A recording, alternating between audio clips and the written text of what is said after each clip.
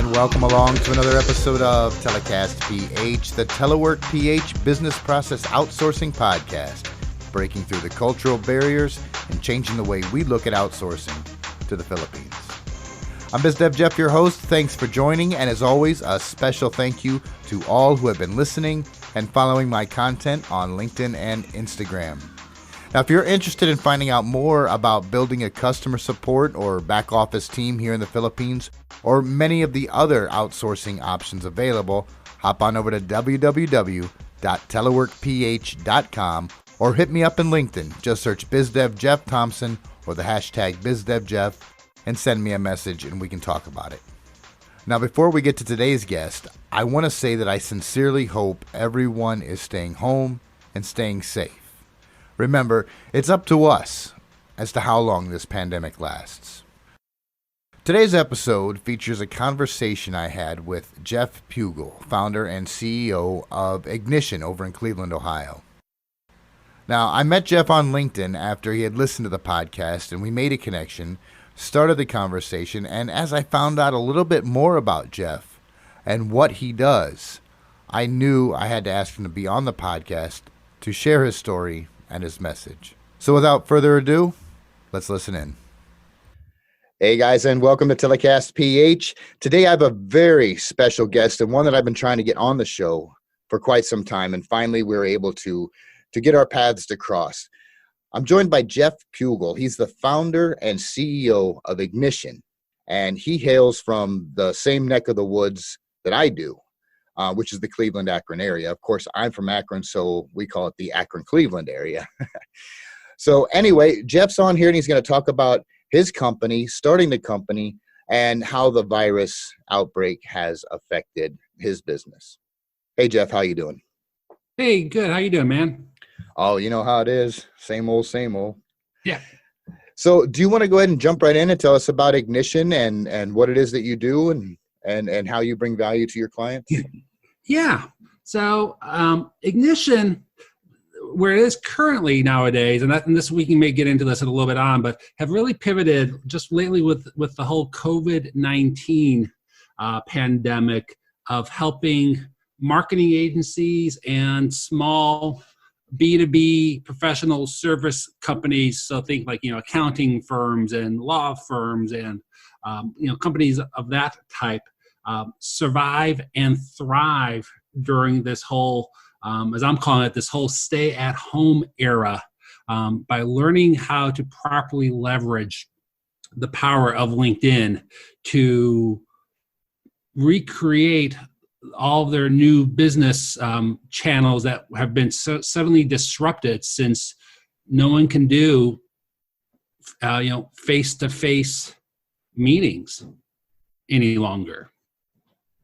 And LinkedIn is powerful. There are so many users on there, business owners, and from all different types of industries that are just coming together. So yeah, LinkedIn is one of the most powerful places to start those conversations.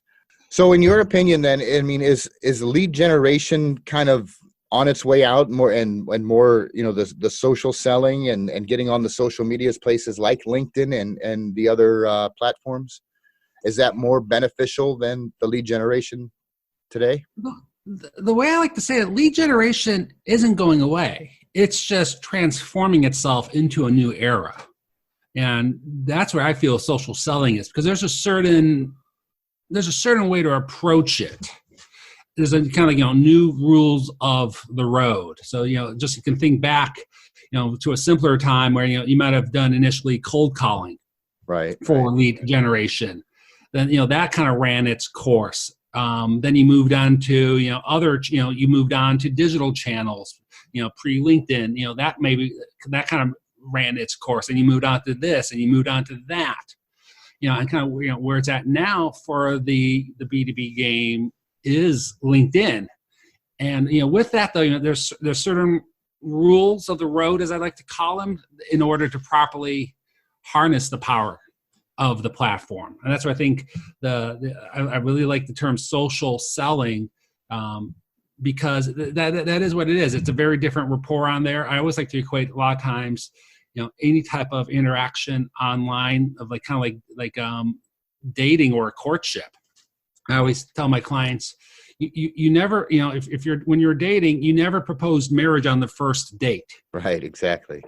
And I kind of try to instill with my clients, kind of take that same approach here when doing, any type of outreach on any channel, but specifically LinkedIn. Just because it's digital doesn't mean the other rules you've learned along the way don't apply any longer. So that social selling, it's a whole different set of mindsets and approaches and philosophies that, those who are really thriving on the platform have really embraced that social selling mindset and realize, hey, there is a certain recipe in order to get there. But, then it is lead generation. It's just, lead generation 2020 style. Gotcha.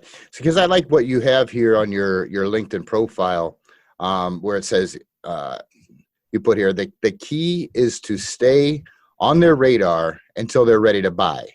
And this is what Ignition and our Launchpad method helps you achieve. I like how you put that. Do you want to talk a little bit about that? Yeah. So there's a book out there. I reference it all the time. It's called The Ultimate Sales Machine. And the author is Chet Holmes. And in the book, he had a great chart, and I've seen this actually play out in other roles I've played in, but it essentially lays out the whole buying cycle. And when you boil it down, only about 3% of any market segment are in buy now mode.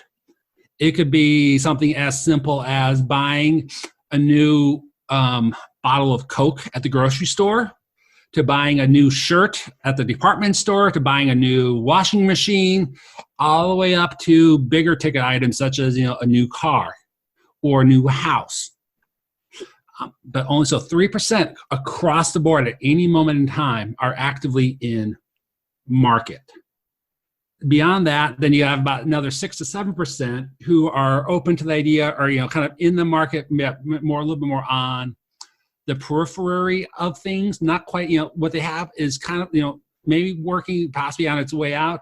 They're starting to think about the new idea, and then you kind of come down the needs basis. Like, for instance, there's another than 30% who are not thinking about it, but with the right impetus could also get into market. You maybe shine a light on a problem that they don't, that they don't know exists, or you may be able to say, hey, we have a better solution than what you're using, and they may go, oh, I never thought of it like that. Okay, maybe I am now interested. Right. So with the whole thing of kind of occupying a small sliver, of a prospect's mental real estate, it's kind of embracing that methodology and that mindset of, not everyone is in market right now for your product, but by constantly gently staying in front of them, when they are in market, you'll likely be top of mind, since you've kind of have been kind of pinging your message out there for as long as you have. It's kind of no different than advertising. That's why big brands like Coke are always advertising in one way, shape, or form. Because when the time comes for you to get a cold beverage, they hope that Coke will be top of mind. No different here. Right. Yeah.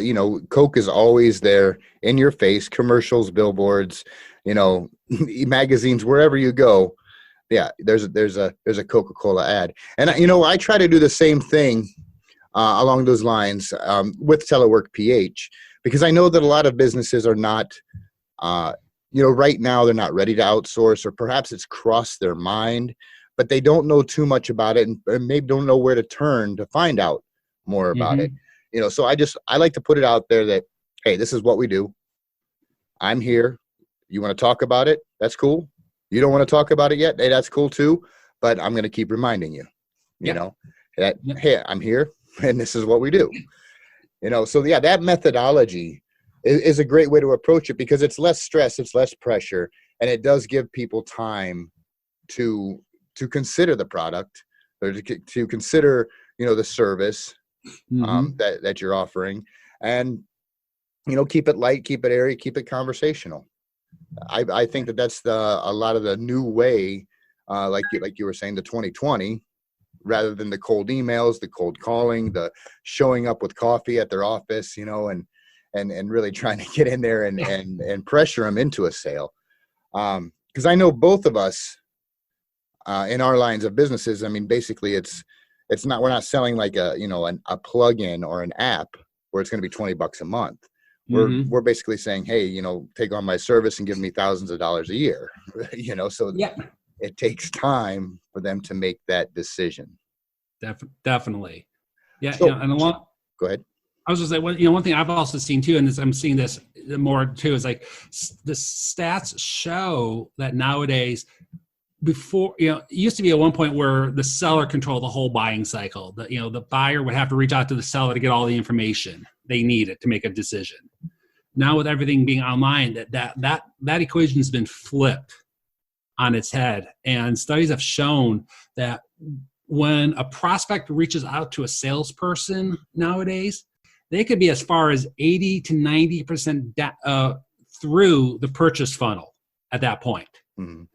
So this shows you, but up to that point, they've been consuming your content.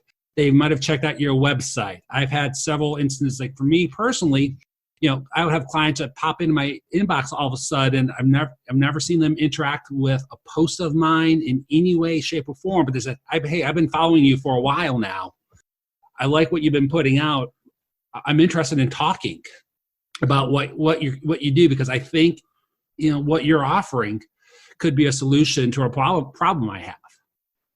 And so there's an example of a lot is happening in the background that you're not aware of, but it's happening out there. That's really influencing that whole buying cycle here in 2020. Yeah, and that's kind of how you and I met. You had listened to my podcast, and then you sent me a message on LinkedIn and said, "Hey, let's chat." So that worked out great. So what got you into all of this? Starting your own business, taking that leap. I mean, obviously you had, I saw in your profile, you had other positions with other companies before. Yeah. What, is this type of work that you're doing now what you've done in the past, or is this just something you felt you had a talent for? It's a variation on where my past has come from. So if you look at my past background, I've been in the advertising game in one way, shape, or form my entire career. I came up through the media planning and buying ranks. So in that realm, I was always the buyer of media. So I was always being sold to by media salespeople, whether at TV stations, at newspapers, radio stations, things like that. But I was also always the one on the inside pushing new ideas and new concepts. So I quickly realized, internally, I would have to sell my supervisors and then ultimately their bosses, and then ultimately the clients, if I wanted to get this new idea of mine onto their media plan using their dollars. So understanding that, quickly realizing how I needed to kind of sell these ideas through if I wanted to have them see the light of day. And then it's funny that we're in another recession, but back in the 2008 recession, I was working at agencies at that time, and just like they're doing now, ad agencies, whenever there's a recession, they contract significantly. And back then, I was let go from an agency where I was at, had a newborn on the way. So, and just the type of me was just like, I just can't stand sitting on the sidelines through all of this. So after, trying to find a new job in the midst of a recession in an industry that wasn't hiring at the senior level, which is where I was at, I realized, let me flip the script a little bit. So I reached out to a local radio station company at that time, and I got hired on as a sales rep selling radio station ads. And so I literally went from sitting in the buyer's seat to being into the seller's seat. Same product at the end of the day, just different, different side of it. And really enjoyed it, enjoyed getting out there, working with small businesses, helping them with it, kind of crafting up solutions, from, the assets available at the radio station group. And that kind of started this road of moving more onto the sales side of things. So then fast forward over the last decade, have been in various types of business development and sales roles, whether it's internal or external. And then what kind of got me to the point of opening up my own company was a very interesting, best way to put it was kind of hit a fork in the road in my life. You can kind of maybe classify it a little bit of a midlife crisis. So a couple of years ago, was in a role, kind of going, things were kind of, they were stalled. They were kind of moving sideways at the time and all that, and had a conversation with a career coach one day, just kind of a one-off conversation. And he asked me a couple of quick questions. He goes, "Jeff, how old are you right now?" And I said at the time, I was, 44. He goes, "Okay. How old was your dad?" Yes, is your dad living or dead? I said, he just died. He goes, "Okay, how old was he when he died?" I said, 84. He says, "Okay, so he said, based on your dad's lifespan, you're roughly at the halfway point of your life." Or as he said, as I like to call it, halftime. And that's when the light bulb just went off. I'm a huge sports fan, so the halftime metaphor really resonated with me. And then this career coach went on and said, it's like teams, they're in the locker room at halftime. They're figuring out how they need to approach the game in the second half. If they're coming out of whatever halftime adjustments they have to make, but they still got a whole half of a game to go to make their mark and hopefully win the game.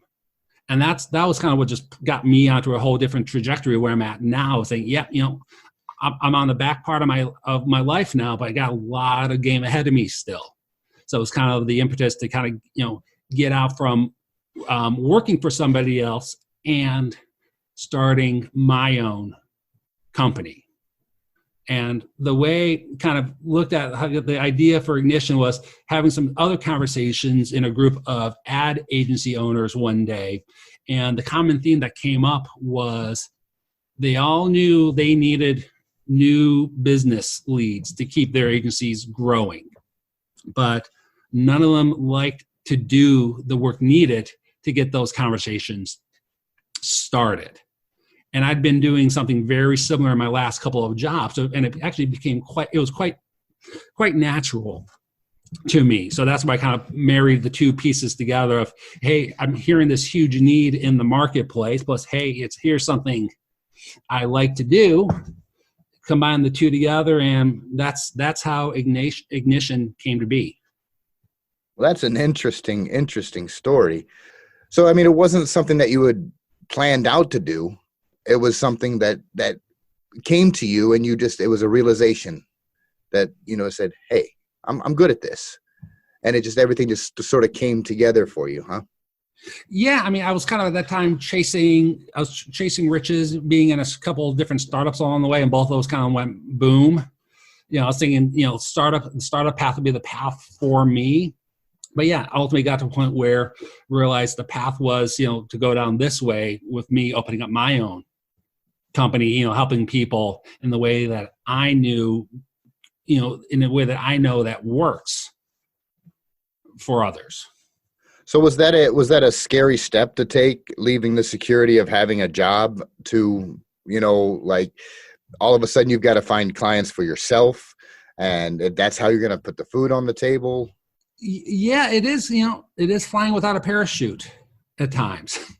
But the best, but the best thing is, it's all under being a business owner. It's all under my own control. I control whether I sink or swim.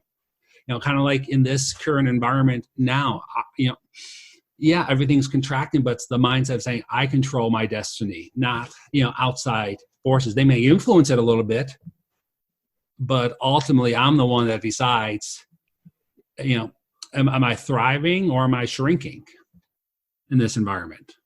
So how long did it take you to get that first solid client when you decided to take this leap? Like a lot of companies, I'd kind of been shadow incubating it on the sideline while I was still kind of holding down the full-time job. So I was able to kind of, when everything got solidified, was able to quickly, bring them on board and, kind of officially open up on day one. Like a lot of companies, I was kind of working within my network for those first couple of clients. But by the end of last year, I had a total.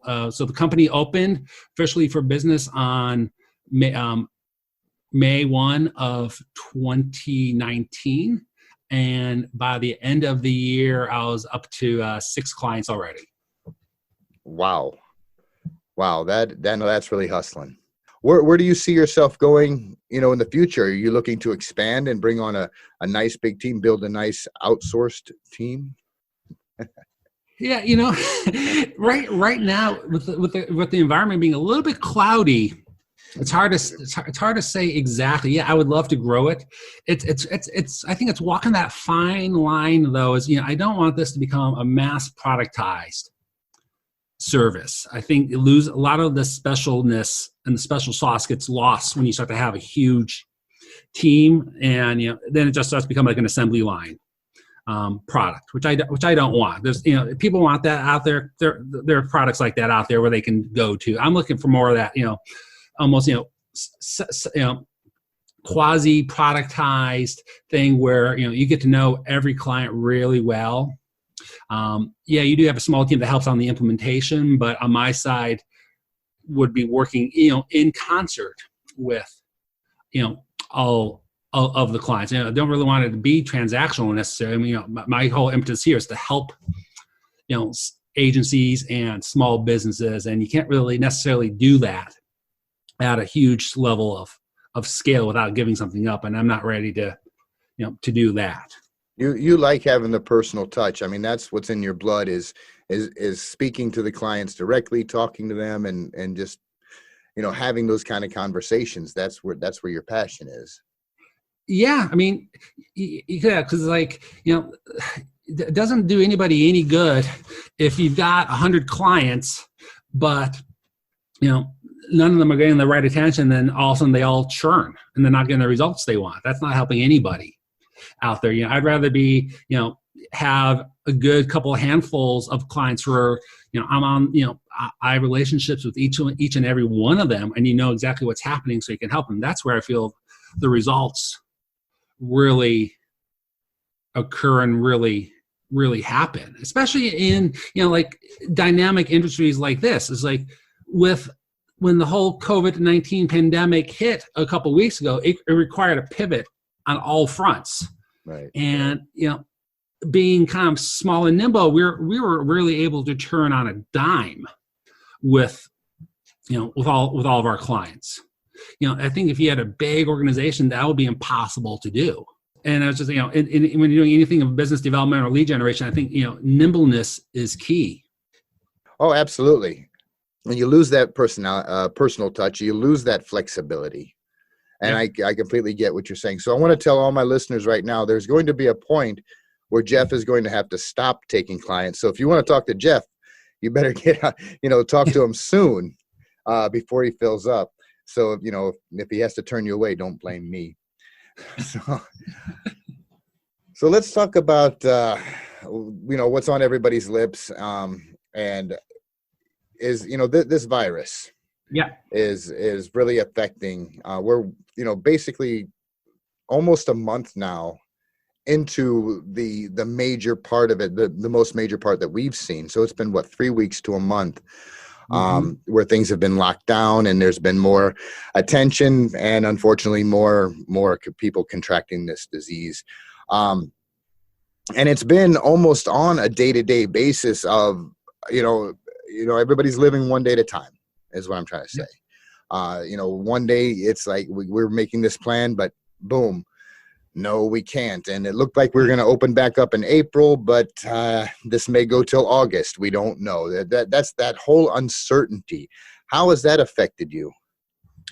Yeah, a lot of small businesses don't like uncertainty.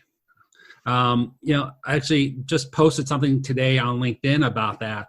And the long and short of it was, the last few days, I had a series of sales calls, and all of them had the same answer for me. It's like, they're like, Jeff, we love what you're doing. We want to do it, but we can't right now. And I would press them and say, well, why? They're like, I'm just uncertain of what the future holds. And because of that, I'm not in a position to spend any money that I feel is a luxury. So it's really kind of everyone's just buckling down, afraid to do anything. Because I think, no one knows, and this is, I understand it. It's a lot of human emotion going on here. But a lot of times when things are uncertain, you just kind of stay with where you are, because I think there's a fear of making a bad decision and being worse in a worse situation than if you did nothing. But the one thing I found is a lot of times by doing nothing, that's what gets you in the worst position. Because I heard this great analogy on a call. Think of it like you're riding a bicycle. You're going up a hill right now. And that's where we are at. We're on a single speed bicycle heading up a huge hill. The only way you don't fall back to the bottom of the hills is you keep pedaling, even if it's one crank at a time. Eventually, you're going to get to the top of the hill, and then you're going to coast down and gain a lot of speed and a lot of momentum. But the alternative is if you're climbing up that hill on your single speed bike and you stop, you're going to drift backwards, probably fall on the ground, bump yourself, and you may be bones broken, bike injured. You may never be able to get back on the bike again and go back up the hill. So that's kind of, I think, where we're at, and the message I'm getting out there is like, the best thing right now is just to keep going, because there's more downside right now if you stop than if you just kind of keep plugging away. Because like every past recession, now this is my third recession I've been through, we always come out on the other end. It's a natural cycle. So, I think just what's doing it for this one is it's the COVID-19 angle that's, I think, scaring a lot of people. And, rightfully so. We've never had, a pandemic in our lifetime. The last one we all went through, anything similar to this would be the Spanish flu in, 1918, 1919. And I'm pretty sure no one that's listening to this was alive back then. I highly doubt it. Right. So that's what I think things happening. But, I also remember I was in New York City on the day when 9/11 happened. And I remember those first couple of weeks there, the whole city was just stunned. They didn't know which way was up, what was coming next. But then as we got into late September and early October, the city kind of got its legs back out underneath them, and they kind of got back to some normalcy. And I think I'm starting to see a few signs of that now as well. Okay, well, this is our new reality. Okay, I'm starting to understand it a little bit better. Okay, I'm feeling a little bit more confident. Yeah, it's still going to be bumpy, but okay, it's not as shocking as it was 2 or 3 weeks ago when the news all first broke. So I'm hoping, that's going to give a little bit of a mindset change to everybody out there, kind of, that, hey, we do have to kind of get back to business as much as usual as we can right now. Right. And I think you hit the nail on the head when you said the new reality, because it really is. It's going to be a new reality. I don't foresee things going back to the way they were before the outbreak. There's going to be a lot of changes and a lot of permanent changes. that are going to be made, because this is an impact that strikes us to the bones, basically. So now's the time to start making plans, to start making, just like you're planning out and starting the new business. Almost, it's like you're almost back to that square one, where you got to start plotting your next move. Lao Tzu, Art of War, because it's, like I said, this is not going back to the way it's going to be. We're not going to just wake up Easter morning and it's going to be business as usual.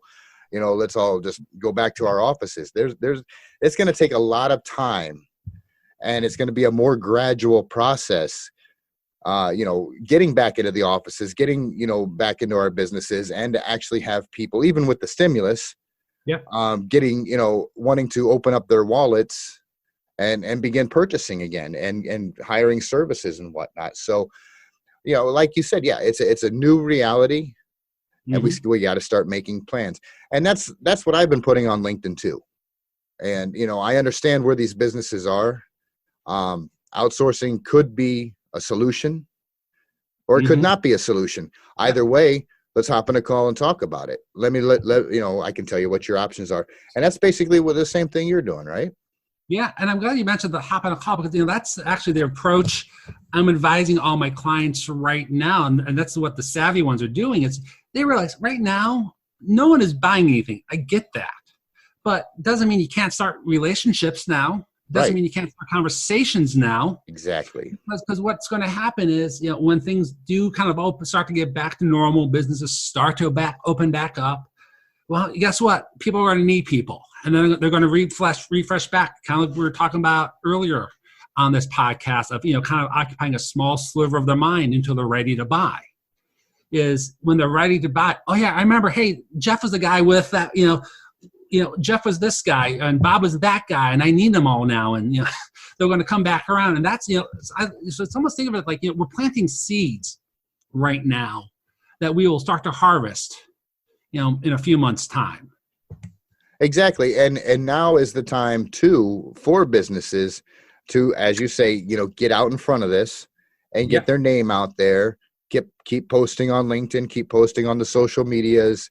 Compete with Coca-Cola, whatever you got going on, to get your name in front of the right people, because when they're ready to buy, it's just like, you're driving through town and you're not hungry. You're driving down the street and I'm like, I'm not hungry, but you're seeing the signs for all the restaurants. So then when you're sitting at home with the wife and you're like, or the husband, whoever your significant other, sorry, whomever you're with, and you decide, I'm hungry, let's go out to eat. Hey, I saw the sign for this place. Let's go check it out. Exactly. So yeah, I think that is the smartest move right now for any business to do, is to utilize this time and make the most of it, instead of looking at the negative, like I may be losing money, I've had to let people go, I've had to lay people off, and that is a tragedy, but how can we bounce back? What's it going to take? Yep. So what I like about your message here is that it adds value across the board and not just one specific industry. This message, I think, that you've given us today is going to help a lot of small business owners to large business, to anyone really. And hopefully, put a little nugget in their head to help them move forward come Monday morning. That's what I hope. Yeah. It's like, hey, the sun will come up. We're in a storm right now, but the sun will come up again. Always does. So Jeff, if the listeners want to get a hold of you to have a conversation, what's the best way to reach you? Connect on LinkedIn, or do you have a website that you wanted to let them know about? You could. Easiest place to find me is on LinkedIn. Just Jeffrey Pugel, Pugel on LinkedIn. Search for me. I'm the only Jeffrey Pugel out there that I know of. Or you can also definitely check out my website at ignition.llc. And I'll put the links to those in the description of the podcast to make it easier. So they just got to click and go. Sounds good. Jeff, thank you very, very much for being on the show. And I really want to have you on again, and maybe in a few weeks or a month to check on some updates and have another quick conversation, if that's all right. Would love to. Always great talking to a fellow Akronite. And a fellow BizDev Jeff. You're the original BizDev Jeff, huh? Yeah. All right. Thanks again, and we'll talk to you soon. Right. So that will wrap it up for this installment of Telecast PH. I've been BizDev Jeff, your host. A special thank you to Jeff Pugel for joining us today and sharing his story. And if you like this podcast, please go ahead and subscribe. And if you're on the YouTube channel, I'd appreciate it if you would like, subscribe, and hit that notification bell so you'll be notified when I upload new content. And I'm always looking for feedback, so comments are welcome.